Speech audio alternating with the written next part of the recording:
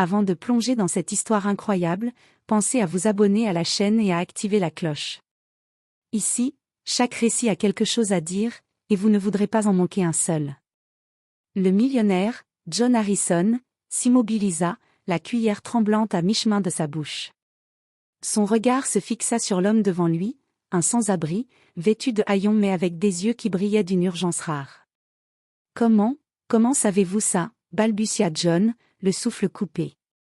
Le sans-abri, qui s'appelait Ellie, expliqua calmement, « J'ai entendu votre femme, Clara, parler à son complice ce matin dans la serre, elle disait qu'elle voulait vous empoisonner pendant le dîner. » John recula, le cœur battant. Il se souvenait de la dernière conversation avec Clara, froide, distante, mais il n'aurait jamais imaginé la trahison. Sans perdre une seconde, Ellie guida John hors de la salle à manger, esquivant les caméras de sécurité. Dans l'ombre, Ellie révéla qu'il était un ancien chimiste et qu'il avait reconnu certains ingrédients dans le plat que Clara avait préparé. « Si vous aviez mangé, John ?» Sa voix se brisa. Une fois à l'abri, John sentit l'adrénaline le submerger.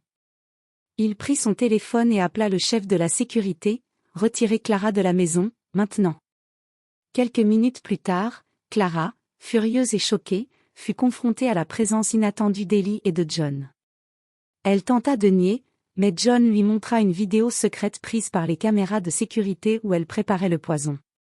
Clara pâlit. John, en colère mais maître de lui, dit « Tout est fini. Tu ne me feras plus jamais de mal. » Ellie, silencieux, observa la scène. John se tourna vers lui, « Pourquoi m'aider ?» Ellie sourit légèrement.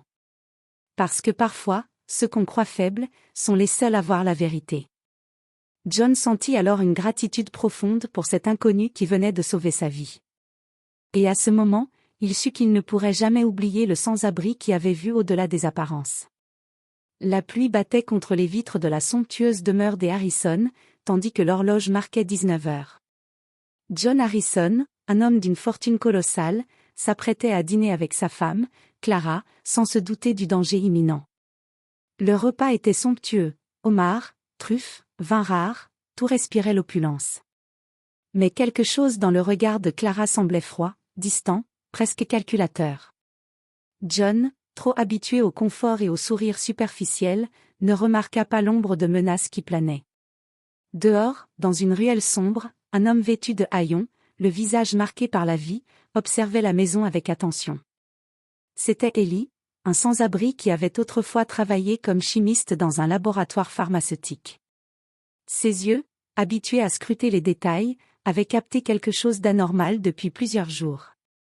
Ce soir-là, Ellie avait entendu des bribes de conversation entre Clara et un complice, « Il ne doit pas vivre jusqu'au dessert. » Ces mots résonnaient encore dans sa tête comme un avertissement urgent. À l'intérieur, John prit la première bouchée de son homard. L'arôme exquis aurait dû le ravir, mais un pressentiment étrange le traversa.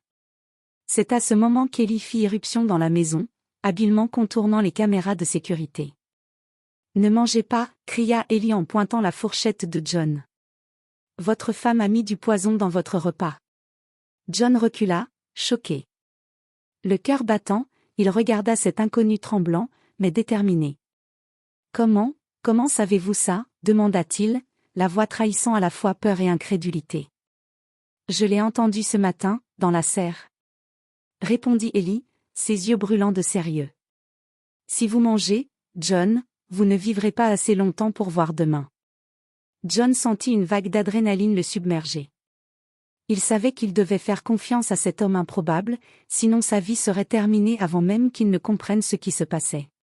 Sans hésiter, Ellie prit le bras de John et l'entraîna vers l'extérieur, évitant habilement les caméras et les domestiques qui circulaient dans la maison. La pluie glaciale les frappait, mais John ne sentait rien, la peur et la colère brûlaient plus fort que le froid. « Qui êtes-vous vraiment ?» demanda John en haletant. « Quelqu'un qui voit la vérité quand les riches l'ignorent », répondit Ellie simplement. Et tandis qu'il s'éloignait de la demeure des Harrison, John sut que cette nuit allait changer sa vie à jamais.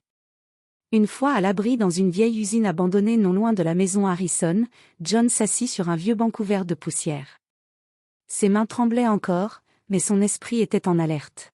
« Pourquoi moi ?» demanda-t-il enfin, la voix chargée de confusion et de colère. Pourquoi risquer votre vie pour me sauver? Ellie le fixa calmement. Parce que certaines choses ne peuvent pas rester cachées. Vous avez été aveuglé par l'amour et le luxe, John. Et certains voient la vérité que d'autres refusent de regarder. John inspira profondément, essayant de calmer sa colère. Il regarda Ellie et réalisa que ce sans-abri n'était pas un simple vagabond. Il avait une présence presque intimidante, malgré son apparence frêle et ses vêtements sales. Clara, murmura John, en repensant à son sourire glacial lors du dîner. Je ne pouvais jamais imaginer. Ellie posa une main ferme sur son épaule. Elle a préparé tout cela depuis des semaines. Elle voulait votre fortune et rien d'autre. Si nous n'avions pas agi maintenant, vous n'auriez pas survécu à la nuit. John sentit une colère noire monter en lui. Il sortit son téléphone, mais Ellie l'arrêta d'un geste. Nous devons être prudents. Elle vous observe, même maintenant. Chaque mouvement, chaque appel pourrait être piégé. Ellie proposa un plan. Nous allons retourner à la maison ce soir, mais intelligemment. Nous devons recueillir des preuves de sa trahison, et vous confronter en toute sécurité. Une fois que vous aurez ces preuves, vous pourrez agir légalement et protéger votre fortune, et votre vie. John hocha la tête, déterminé. Il sentait pour la première fois depuis des mois qu'il contrôlait la situation. Mais il savait aussi que Clara n'allait pas se laisser faire. C'était une bataille d'esprit et de ruse, et chaque seconde comptait. La pluie continuait de tomber à l'extérieur, martelant le métal de l'usine. John et Ellie échangèrent un regard complice. Ce soir, la vérité allait éclater. Et personne, pas même Clara Harrison, ne serait prêt pour ce qui allait arriver. La nuit était tombée sur la ville, et la demeure Harrison brillait encore de 1000 lumières dans l'obscurité. John et Ellie s'approchèrent silencieusement de l'entrée, leurs pas étouffés par le tapis humide de la pelouse. « Restez derrière moi », murmura Ellie. « Une seule erreur, et elle saura que nous savons tout. » John hocha la tête, le cœur battant à tout rompre. Il n'avait jamais ressenti une telle peur, mais cette peur était maintenant accompagnée d'une colère déterminée.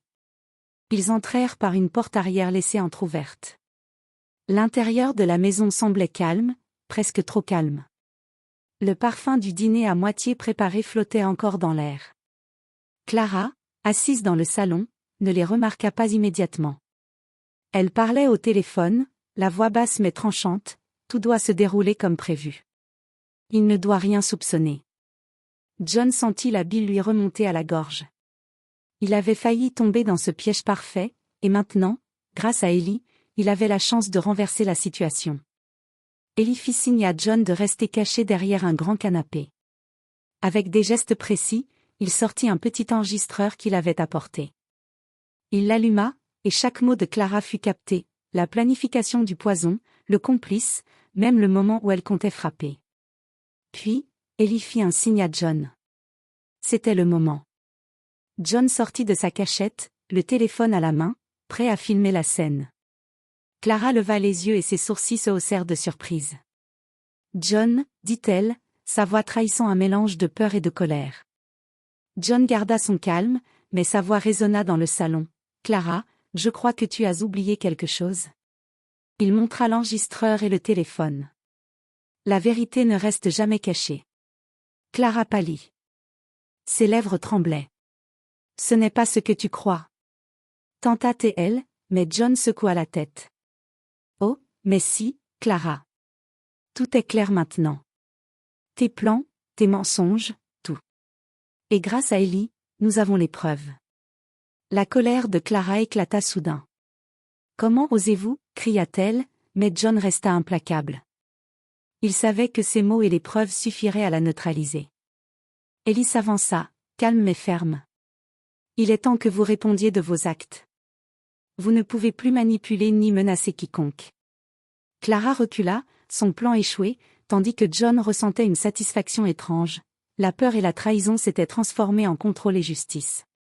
Pour la première fois, il se sentit réellement en sécurité, mais il savait que la nuit n'était pas encore terminée. Une dernière question restait, Clara allait-elle se rendre ou tenter un dernier coup désespéré? Clara était acculée dans le salon, ses yeux lançant des éclairs de rage et de désespoir. John, immobile mais déterminé, la regardait avec un calme glacé. Ellie, silencieux mais vigilant, surveillait chaque mouvement. « Vous ne comprenez pas. » tenta Clara d'une voix tremblante. « Je voulais juste. » « Vous vouliez ma mort ?» l'interrompit John d'une voix qui ne laissait place à aucune négociation. « Et vous ne comptiez sur personne pour vous arrêter. » Clara fit un pas en avant, mais Ellie posa une main ferme sur son bras. Une autre tentative, et la police sera prévenue immédiatement. Sa voix était autoritaire, impitoyable. John sortit les documents et l'enregistrement. Tout est là. Vos plans, votre complice, même vos intentions pour le poison. Tout est enregistré et sécurisé. Clara pâlit, cherchant désespérément une échappatoire, mais il n'y en avait aucune. John s'approcha et dit, « Vous allez répondre de vos actes. Mais sachez ceci, je ne cherche pas la vengeance. Je cherche juste la justice. » À ce moment, Clara éclata en sanglots, réalisant que son emprise sur John et sa fortune était terminée. Les menaces et manipulations étaient désormais inutiles.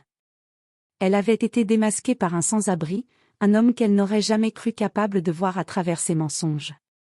John, la colère encore brûlante dans sa poitrine, se tourna vers Ellie. « Merci.